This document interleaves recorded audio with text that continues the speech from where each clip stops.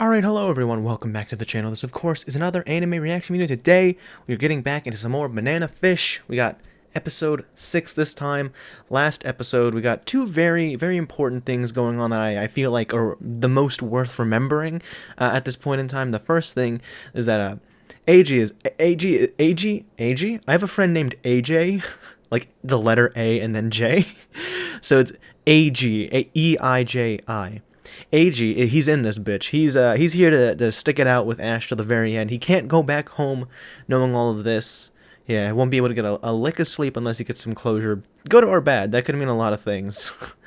Because closure, or getting like an ending, so to speak, isn't necessarily always a good thing.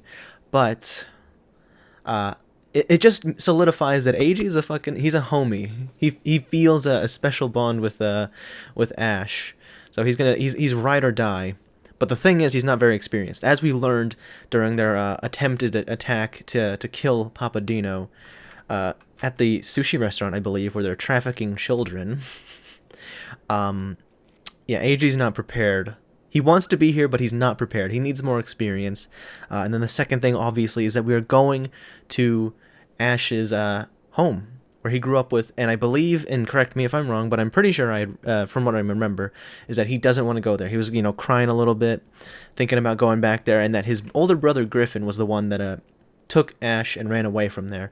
And it'll be interesting to see if that was a good decision or not, because as we know, Ash has had a seriously screwed up life. If any of that happened before Griffin took him away from their home, I don't really know, but I guess that's we're gonna find out going forward. Obviously, we're going to start here with episode 6. As always, there will be links down in the description below to either Pixel Jane or BitChute. Follow either of those links, and you will find the full-length uncut reaction to this episode of Banana Fish. Go ahead, follow one of those links. I feel like I'm repeating myself, but I can't remember. But after that, you can come back to YouTube for the discussion. So, without further ado, let's get started with episode 6 of Banana Fish. I was about to move the microphone again, even though I literally don't need to do that because I'm still not done with this video. Okay. Beautiful episode. This was, it began to be what I thought it was going to be, with this, family reunion coming home. Things weren't going to be particularly happy. But then it took a twist I wasn't expecting. But I was literally complaining or like, insulting the dad earlier in the episode, like, yeah, you're such a shitty father, even though something happened in the past that sullied your son's image. He's still your own son. Why you got to be like that? And god damn it, I'm still mad at him, at the father, for absolutely being a dick at the beginning after seeing his own son for so long. And I don't even know how you could use it as an excuse. It wasn't even like an excuse of like, oh well, like I'm being like this because I really care. He's just insulting his son, like, oh, you fucking whore, you seduce these men, well, you better pay for it. And I get extra context was added to that line as like, you better pay. Like, if the cops aren't going to be doing shit about this, then you better pay. Now, even though I probably would have been made him more admirable if he was like, this guy is touching my son, I'm gonna personally put him in the ground, Like, you always see, well, not always, you occasionally see articles like, the one I can specifically think of off the top of my head, paraphrasing here, I don't know the exact, like, article title, but it was like a man, finds out that, his daughter's teacher was, molesting her, and he beat the teacher either to death or half to death. And then there was another, like, I think video clip of a woman who killed a pedophile and was saying it was the best thing I've ever done with my life, or something along those lines. Like, I regret nothing. And it's like, those are heroes. Like, I could get why he didn't want to, because, like, even though it would be pretty heroic of him, it would also probably ruin his life. Going to jail kills a lot of your prospect for jobs in the future. And since it was somebody like they were saying that the town loved him, the army guy, or whatever it was,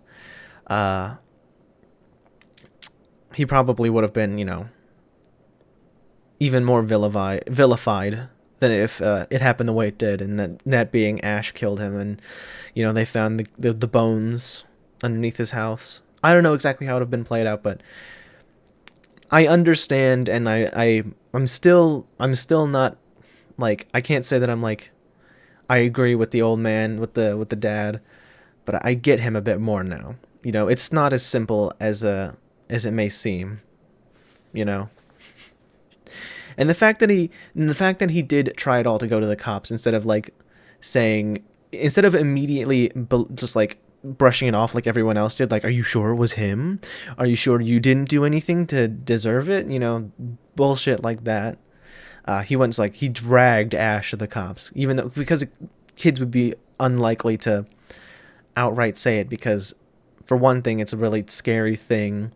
You know, sometimes it can leave the kid unable to speak, you know, because of the trauma, but also because the adult could have just like tried to manipulated them and saying, you can't tell anybody, or, you know, something like that. So the fact that the dad was willing to, like, against the child's will, like, we are going to the fucking cops. I know what happened. We're not letting this slide. But eventually having to give up. I think it's just more, it's more, what's the word? It's more indicative, that's the word, indicative, of the place they were in and potentially the times they were in, that they would so willingly and so readily deny the claim of, you know, of rape and child molestation and child abuse, because it was somebody who was quote unquote a hero. You know, it's ugh. and and again, I'm sure you could argue that the dad could have done more even after learning that, you know, take matters in his own hand, or like, but at the end of the day, if it's a corrupt system, like, who are you going to talk to? The corrupt system, they've already denied you, type thing. So it was somewhat satisfying to see, not so much a redemption, but like a bit of a moment, you know, where there was more to the dad than just he was a bad person. And oh, I just got a notification. I'm almost done with this. I can go hang out with some friends after this. But before I do that, that must have been such, like, I can't even imagine what was running through Ash's mind throughout this whole episode. Like, I can get an idea based on like the context we've been given. He was dreading coming here, but then, you know, in usual Ash fashion, when put like confronted with like a guy who's being an asshole, or somebody he's doesn't have like a particularly good relationship or past with, he's got that like smile that I perceive it as a mask, as like he puts this on so he doesn't seem like it affects him, and, you know, he wants to get underneath people's skin and be like the quote, like, annoy them and shit like that, because they're they're very terrible people to him, and he wants to have that, like, that image of strength. Like, this doesn't affect me, but deep down this shit hurts. And so he puts that on, but deep down I imagine he's got a whirlwind of emotions. You know, he paused before he said he has no feelings toward this place, but that's not true. No matter if you had a good childhood, a good home, or a bad childhood and a bad home, you feel some type of way about where you came from. You know, that's just one of those things. I mean, it's possible to not feel any type of way, but generally speaking, it's possible not to have any type of feeling to where you came from, but for most people, it's hard not to feel even like a little bit of something. And I feel like, of course, Ash feels some type of way, but because he was forced to grow up so early, he probably bottles all of that shit. And that's kind of a parallel between him and his father, is they bottle their shit up. They bottle their emotions. My bad. That was bad phrasing. They bottle their emotions up, you know. They're like, with the father, Jennifer was mentioning that deep down Jim still loves him, and that's true with the ending, with how he was so ready. He didn't even ask questions. He's like, Ash is like, you're getting into some shit with the mafia. You're my son. I'm covering for you. Don't die, please, son. You know, and I can even imagine that Jim is very sad about Jennifer's death. He was very nonchalant. It's always the good ones that die early, but he's bottling up his emotions, you know. And even though he was a dickhead to his own son when we first saw him, I guess it's kind of a coping. He's like, there's so much like things in the past and, you know, pent up emotions that all he can think to do is uh, get out his anger, in that sort of way. I don't know. That's not really a defense, more so an explanation. I still think it was really terrible of him to do that, but goddamn, there's just so much to the show. I haven't even touched on, uh, eBay or Shunichi, I believe his name was, and Max's conversation. The idea that Eiji's being babied too much and now he's like truly growing up, so to speak. I think it's like I guess it's kind of true, but I think it's kind of like a warped way to look at it. Like the only way you can grow up is this one specific way. Like you have to be a man, you have to be able to shoot guns and protect yourself if you need to. And like I think that's should be a thing that everyone should learn. But even still, like, isn't it kind of like, again, indicative of like peace times where those aren't things you have to worry about? I don't know. Maybe I'm talking out of my ass, but at the very least, we got a sweet little moment where Ash was teaching Eiji how to shoot, and that's very much like the idea of like, you know, two people from two different worlds coming together and changing each other's lives.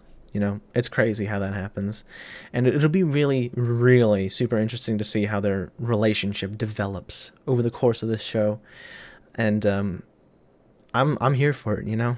I'm here for it. But that's pretty much all I have to say about this episode. If you watched all the way to this point, thank you very much for watching. If you enjoyed, make sure to hit that like button, subscribe, hit that notification bell so you don't miss a single upload in the future. Thank you once again for watching. Peace.